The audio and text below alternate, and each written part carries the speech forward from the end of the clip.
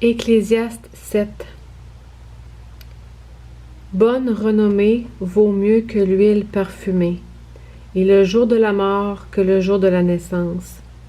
Mieux vaut aller dans une maison de deuil que d'aller dans une maison de festin.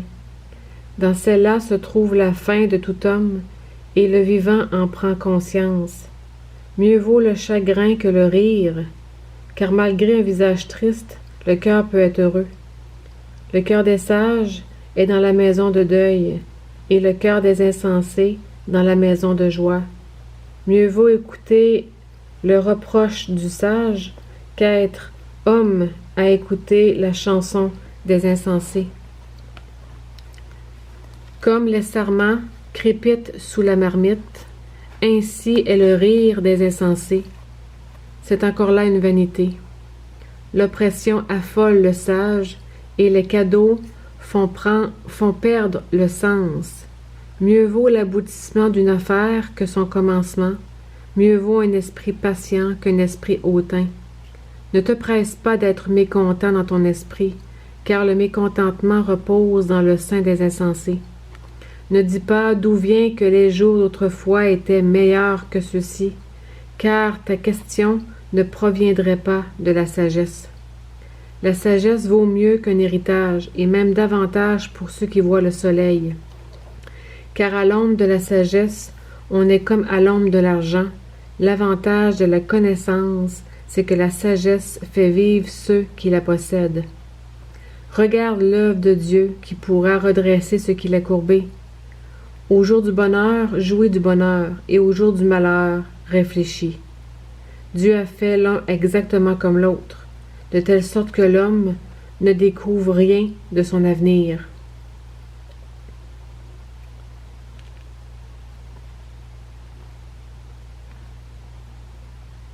J'ai vu tout cela pendant ma vaine existence.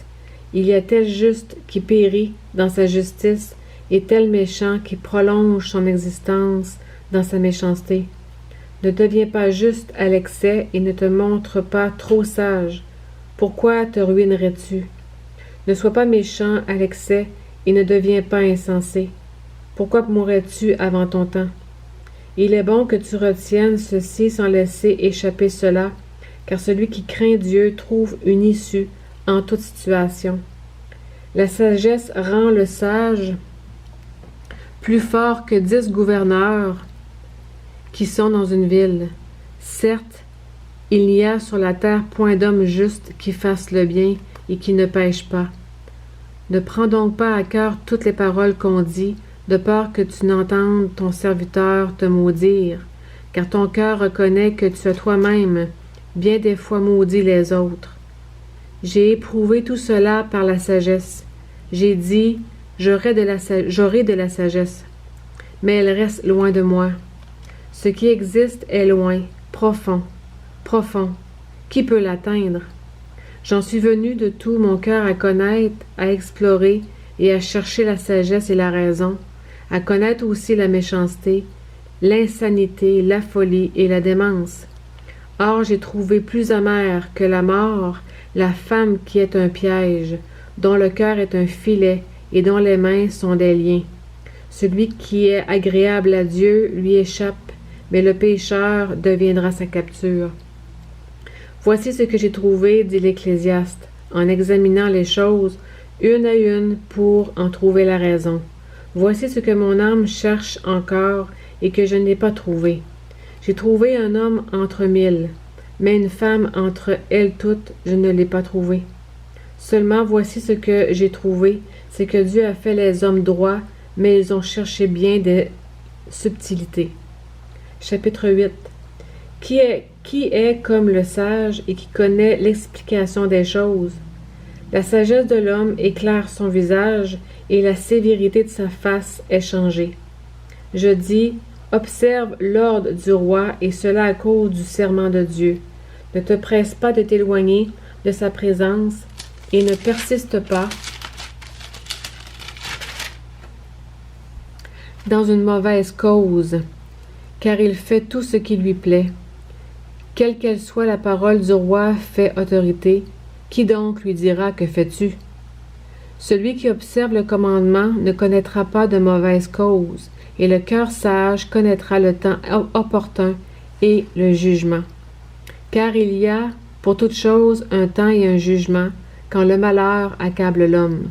En effet, il ne sait point ce qui arrivera. Qui donc lui annoncera comment cela arrivera?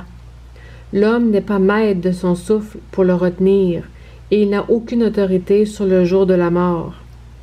Il n'y a point de rémission dans ce combat, et la méchanceté ne donne à ceux qui l'exercent aucune échappatoire.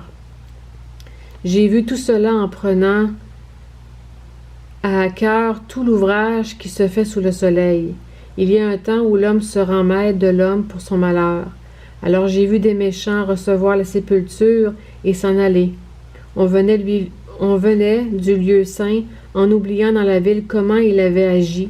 C'est encore là une vanité, parce qu'une sentence contre une mauvaise action n'est point exécutée promptement. Le cœur des humains au-dedans d'eux est rempli du désir de faire le mal.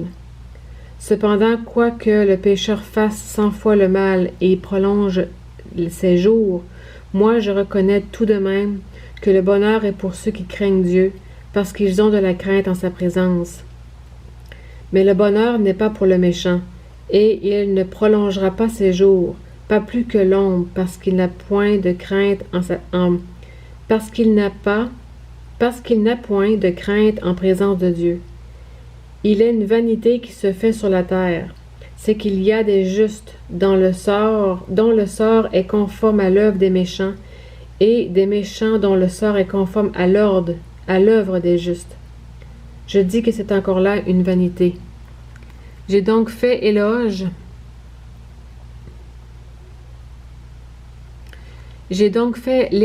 de la joie, parce qu'il n'y a rien de bon pour l'homme sous le soleil sinon de manger, de boire et de se réjouir. C'est là ce qui doit l'accompagner dans son travail pendant les jours de la vie que Dieu lui donne sous le soleil.